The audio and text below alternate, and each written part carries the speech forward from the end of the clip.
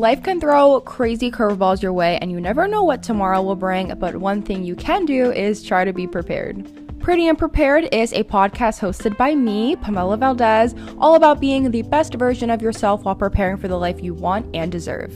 With this podcast, we are targeting millennials, content creators, students, creative individuals, and more looking to gain insight on all things social media, living your best life, self-confidence, love, building your career from the ground up, landing internships, secrets to working with brands, and so much more.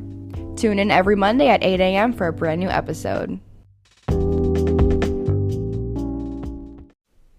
Hey guys, welcome back to Pretty and Prepared. Today we are talking all about reading, my reading tips, how to get back into it, some of my favorite books, tips, annotating, and more.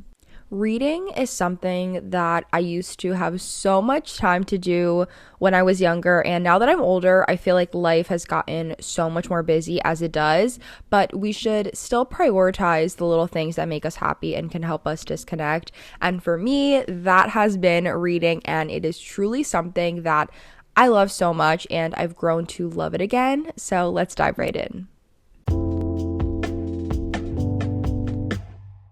Last May was when I actually fully got back into reading, and I was sucked into book talk one day, as anybody does, and everyone was blowing up Colleen Hoover during this time. Like, it was just her peak era, and I was like, who is this girl? Why is everybody talking about her? And me having FOMO, I was like, I need to read one of her books and see what all the hype is about. And so last May, I ordered one of her books called Hopeless, which is a book that I randomly picked up. I saw some people talking about it on Book Talk, that it's like very heart-wrenching and that there's a lot of trigger warnings, like all that stuff. So after reading all of that information and seeing how this was supposedly like a really good book, I was like, I'm going to order it. So I think I ordered it off of Amazon because I immediately wanted it the next day. And when I tell you guys, it took me weeks to get through this book. I'm not even kidding. Like, it literally took me so long to get through it because I had not read in so long. I was like, I'm just going to keep picking up my phone. I'm not really going to get too interested. Like, it was so hard for me to focus. But fortunately, after several hard weeks, I pushed through and I loved the ending of the book. I really loved the feeling of finishing it and just everything overall, like the storyline, the plot. It was a really good book. I even ended up making a Goodreads review about it. And guys, I went all summer after this without reading again because life got crazy. I ended up going to Europe for like 3.5 weeks. I went to the Hamptons for my birthday. I went to Pennsylvania for my grandma's birthday. I was working in New York as like an assistant, and then I was also working in my hometown. Like, last summer, I was truly everywhere at the same time, and I did not have time for reading, in all honesty. So at the end of the summer in August, I picked up The Unhoneymooners because my mom was like, we're going to PA for your grandma's birthday, which is Pennsylvania. And we went. I ended up finishing that book throughout the entire weekend there. It took me like 3 days to get through it. And that kicked off my reading journey, but for real this time. So since last summer, I think I've read about 13 books, which is not a lot. In my opinion. Like, I feel like I definitely could have gone through so many more, but life got in the way and there was so much going on. So right now I'm actually on my 4th book of the month. I'm recording this right now in March, so when you guys listen to this, it's going to be April. But as of March, I finished 4 books, which is so crazy. And I fell into a slump in the beginning of the year because I was reading a book on my Kindle. It was really good. And then afterward, I switched over to a physical book, and for some reason, I just could not get into it in the beginning. It was like a little bit slow, but I ended up loving it. It was definitely on one of my 5-star lists. It was called Magnolia Parks by Jessa Hastings. And if you guys know anything about that book, you know. But yeah, so I am really hoping that by the end of the year, I can hit my reading goal, which I want to try to read 100 books this year. So let's see if I can do that. And what I love about reading is I feel like it truly just gets you out of the environment that you're in. Like, you are just captured into a whole nother world. You get to escape, you get attached to characters that you don't even know that exist, and it's so heartbreaking yet so fun at the same time, and you just get to be in a whole nother world. So I really love that. And also just being able to disconnect from social media and being off my phone for a while is so good. Like, on Saturday, I went to New York with my boyfriend for his birthday, and when I got back home, my family was having like this party thing and my mom was going. I was like, I'm gonna stay home, and I ended up reading for like 3 hours straight. I legit read like 200 pages of my book, and it was so good. But again, it's moments like that where you just get so engulfed in the entire storyline, the characters, and you get sucked in and you're like, I want to know what's gonna happen. So I really want to challenge myself for next month and try to read a little bit more, and I actually have some tips for you guys that I am now going to give you. Here are some of my favorite tips that can definitely help you get back into reading and make it fun. So figure out what is your favorite genre. I know that this can be really hard, especially when you want to get back into reading and you don't know what exactly you want to read. I would just figure out, what do you think is going to get you the most interested? Like, I know for me, I did not want to dive right into a fantasy book or anything that had world building, because I just wanted something super simple, easy, and quick for me to go through. I didn't want to do too much thinking. Like, honestly, the simpler the better for me, and that was what I knew that I wanted to do in the beginning. So reading a Colleen Hoover book as my first book was probably not the best idea, which is I think why it was so hard for me to get through it, because I was literally going right into a book with so many trigger warnings and just things that you need to know, like, before reading a book like that. It's very heavy, and when I had gotten through that, it was a lot, but I did really like it.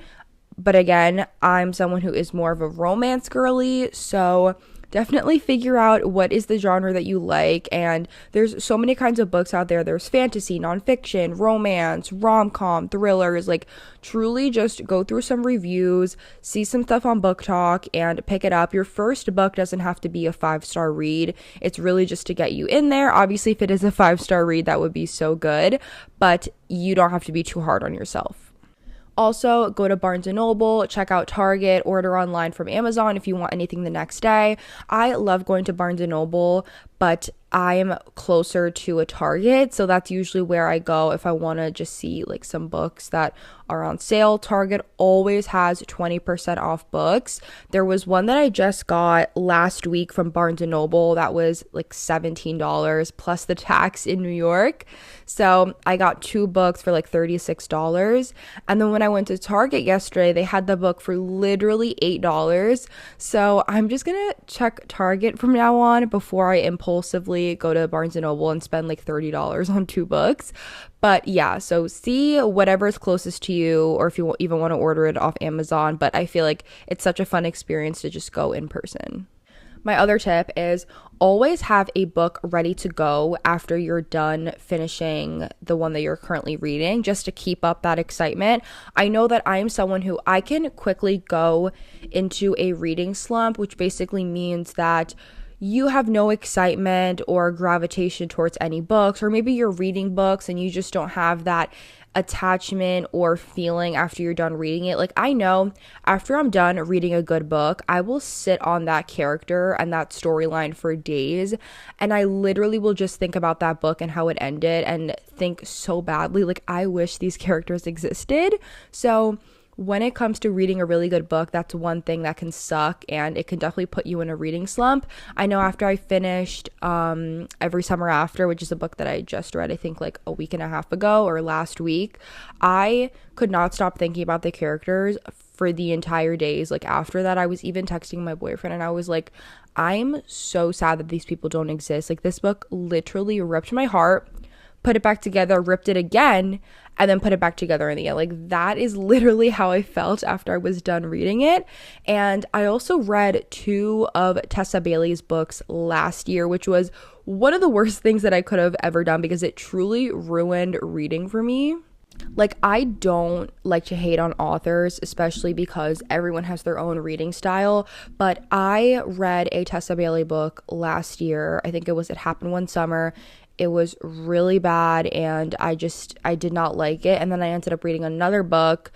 I forgot the name of that one, but it was like about building, and the guy was like a construction worker or something like that, and he was like a baseball player. It was something related to that, and I did not like it at all. It was so bad. And that, like, reading two books from the same author that I didn't like back to back, I read a second book after the same author because I was like, maybe this is gonna, like, maybe her second book is better than the one that I just read, but I was so wrong, and that put me in the biggest slump for a long time. And I do not have the guts. I don't have the heart to not finish a book. I would never DNF a book, which basically means did not finish. Like, I would never DNF. So I got through it. It was really bad, and then I did not read for like a month. So it's really important to just have another book ready after you're done reading so that you can just keep up that excitement. And if you don't like an author, don't force yourself to read another book from that same one. Sometimes it can be a really good situation where the author, that first book you read, it wasn't good, and then you switch over to another one and it was so good. Or it can be the opposite. You read a really bad book from her and then you read another one and it's really good. It could totally be like a hit or miss. But again, just I feel like having another book right after you're done with the first one to get you right into another one is really good. This is my third tip, which, guys, I love this, and that is finding your space online, such as booktubers, book talk, and finding people online that can excite you to get you to want to read more. I love doing this so much, and the reason why is because I don't have any friends in real life that like reading. My boyfriend doesn't like reading. Like, I don't know anyone else in person in my life who likes to, that reads the same thing as me. So I have found my group of people on YouTube and TikTok that I really like to watch, and their videos really inspire me and get me motivated to want to read books. So listening to their recommendations and watching their videos, I feel like can also be really helpful to get you excited.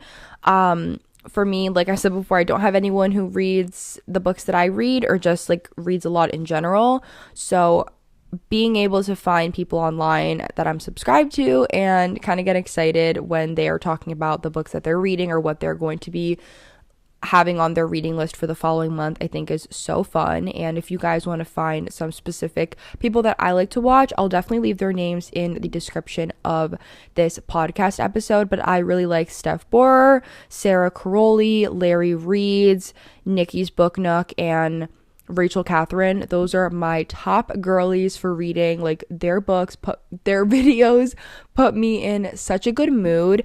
And what I also like about watching these other booktubers and like people on social media is that you get introduced to new books, new recommendations, and new topics that you probably didn't think you were ever gonna read. So I'm a huge romance girly, romance nerd, whatever you want to call it, and these booktubers don't just read romance, they also read fantasy books, like things with world building and mysteries and thrillers. And like I said in the beginning, I swore that I was never going to read any other genre that was not romance, because I am a romantic at heart. Like, I truly am a hopeless romantic.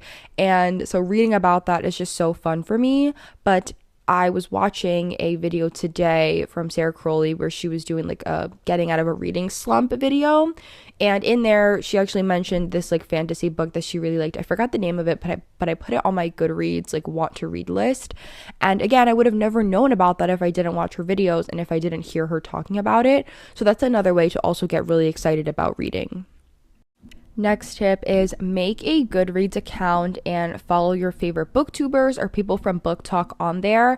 Like I just mentioned, I have all my favorite people that I like watching online, and a lot of them have Goodreads accounts. So following them and seeing books that they're currently reading and that they recommend and just their reviews on there, I think is really fun as well, because again, you kind of feel like you're connected to them. And I know some YouTubers that I watch actually have their own book clubs online that I think you can be a part of. If you guys don't know, I know Patreon, you can pay to be in these book clubs. I don't know how much they are a month. I haven't actually clicked on any of the links, but I have heard, I know Sarah Crowley has talked about it. So when you are listening or watching these booktubers online and you hear that they have a book club, I think that could also be really fun as a way to find your own community and other people online, and joining those little communities as well to, of course, get more recommendations and even make little friends as well digitally. Annotating your books is another fun way to spice up reading and make it a little bit more fun. I have not done this yet just because I don't have the courage yet to use highlighters on my books or write in them, because I just love the copy of how they are. They're just like so clean and nice. But one day I do want to go back into all of my favorite books that I've ever read and annotate them and highlight them. And I really wish that I had a friend that liked reading so I could annotate a book for her, because I see all the time people on booktube, like specifically I know Steph Bohr said that she had a friend who annotated a book for her, and then she annotated a book back for her friend, like for her birthday. And I just thought that that was the sweetest and purest thing ever. Like, that's such a cute thing to do in friendship. So maybe one day, if like my boyfriend wants to do that, that would be really fun. But annotating and doing things like that I think can also be fun. And annotating doesn't have to be like how you do it in school or like for homework. You can literally just have specific colors to narrate certain things in the book that you like. Maybe good moments, sad moments, quotes, character development, etc. Anything that stands out to you, you could have specific colors for that, and I think that that could make it super fun. I don't use highlighters. I actually use little post-it tabs, and I like to tab my books, and these are like $2 at Target. I really like them. You can obviously go to the dollar store, but I really like tabbing my books because going back into it in the specific pages or rereading stuff, it's just so fun for me. Dedicating time each day into reading as well and setting a timer is another great way to get back into it. I know that there was this app that I was watching a lot of Sarah Crowley today. So she was the one who actually said this, but in her video where she was trying to get out of a reading slump, she said that there's this app, I think it's called Flora, and you set a timer, but every time you go on your phone, you have a garden on that app, and your flowers will like die and go back to the beginning if you keep going on your phone after you set the timer. And I thought that was so cute. And she said that you can grow like a bunch of different gardens and have all of your flowers together, so it's not just like one flower just growing and dying. It's literally just gardens that you can create just by not being on your phone and setting timers. And I thought that was the cutest thing ever. So you can even do something like that if you feel like you keep going on your phone, or you don't know how to dedicate a certain amount of time to reading, whether it's like before bed or maybe at the end of the day. Something else that a lot of booktubers that I watch do is they have TBR jars, and TBR means to be read. So you can make a jar with a list of different papers with themes that you can follow. So you grab a bunch of little post-its or pieces of paper and you fill it up inside the jar, and on each piece of paper you can write different prompts, such as pick a book with a person on the cover, pick a book with yellow on the cover, a number in the title, a book based on a true story, a book with over 500 pages, etc. Like, you can go online and find a bunch of different TBR prompts that can definitely get you into reading fun things. And you obviously need to either have these books already at home, or maybe you have a list online of books that you already want to read, so you can just order them after you're doing your TBR jar. And this is something that I actually want to do over the summer, because right now I want to get through all of the books that are on my bookshelf. I'm just so sick of seeing them. I feel like they've been on my bookshelf for so long, and I just want to get rid of them. And by get rid of them, I mean like I want to read them and then just completely start new and get some new books just fresh for the summer and really get that summer vibe going. So doing little things like that, maybe making like a little space in your room for the books, or again like the TBR jar, going out and doing that, I think is also so cute, and I really, really, really want to do that. Something else that's also very important for me is changing up my environment. I love going to the park to read, reading in my bed, reading in a little book, and reading in a little nook in my house, whether it's like on the couch in the living room, or making a spot for yourself in your room that's like a little special spot. I don't have a huge room, so I can't put like a cute chair and just read there. I usually read in my bed, and that helps me go to sleep at night. It gets me a little bit tired. Unless it's a really good book, I'm not gonna get tired. But yesterday I went to the park with my sister, and it was a beautiful day out. It was a little bit windy, but it was a stunning day out, and we went there with our books. We sat on a bench, she sat on the grass, and it was so fun to just sit there and be in front of the water and read and be in this whole new environment with our books. So I think changing up your environments can also be really helpful, especially if you cannot concentrate in your own house. Lastly is having a template or something online that you can go back to and write your own notes and your thoughts. I think is really important.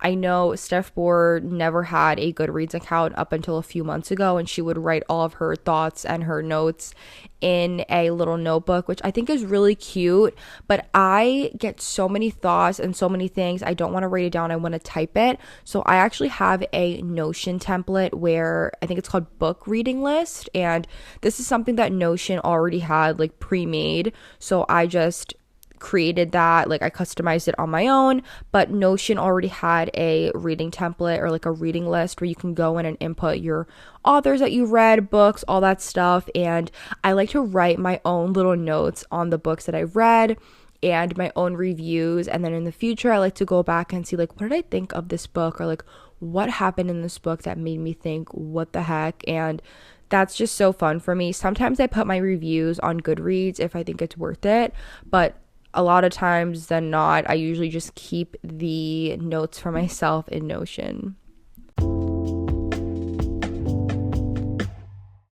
In conclusion, to wrap up today's episode, I'm going to give you guys some of my favorite books that I have read and that I definitely think you guys should pick up. So I just read Every Summer After last week, and it was so good, guys. Like, it was a really, really good. That was the book that I had mentioned earlier in this episode that literally had me rethinking my entire life. Like, it was so cute, and it was a second chance romance. It was like childhood friends. They went a decade without talking. When they were adults, they reconnected again, and the love is still there. Like, their love never went away. And books like that, where there's romance but a little bit of like heart-wrenching, like just heartbreaking things that happen in between with the storyline, really gets me, and I'm a sucker for that. I also really liked The American Roommate Experiment and The Spanish Love Deception. These two books are by Elena Armas, and I read them last year, literally within the span of, I think, a week. It took me 2 or 3 days to read each of them. Super quick, easy, fun reads. Those are definitely 2 5-star reads for me. I love Elena Armas's writing, and I actually want to go back and reread it during the summer because it was just such a cute vibe, especially The Spanish Love Deception, because in that book the girl Lena goes to a wedding in Spain, and I think reading about that would be so fun in the summer. But I also really liked Magnolia Parks. I just read that one 2 weeks ago. Magnolia Parks is a book that you either love or you hate, and when you read it, you will understand it is about a toxic relationship between the girl Magnolia Parks and the guy BJ Ballantyne, aka Baxter James. And he is a terrible boyfriend. She's a terrible girlfriend. Well, she's not super bad. It's mainly him, and she acts the way that she does because of what he does in the book. And he's like, it's just so insane. It's just back and forth drama, cheating, drugs, alcohol. That book is literally Gossip Girl in London with a Euphoria plot. Like, that is literally what the book is about, and it's really, really good.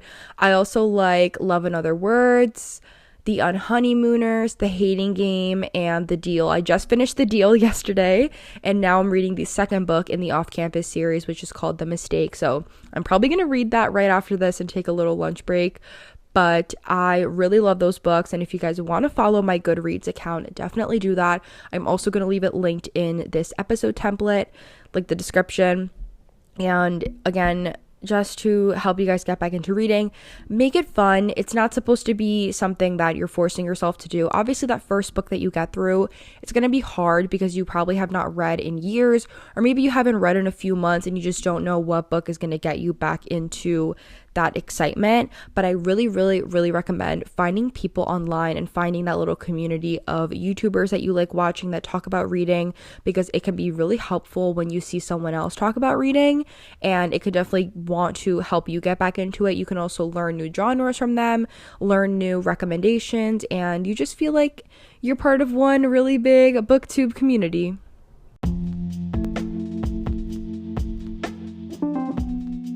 Thank you guys so much for listening to Pretty and Prepared, and make sure to tune in every Monday for new episodes at 8 a.m. and my DMs are open for any podcast episode ideas you guys have, or if you guys just want to talk, and I will see you guys next week. Bye.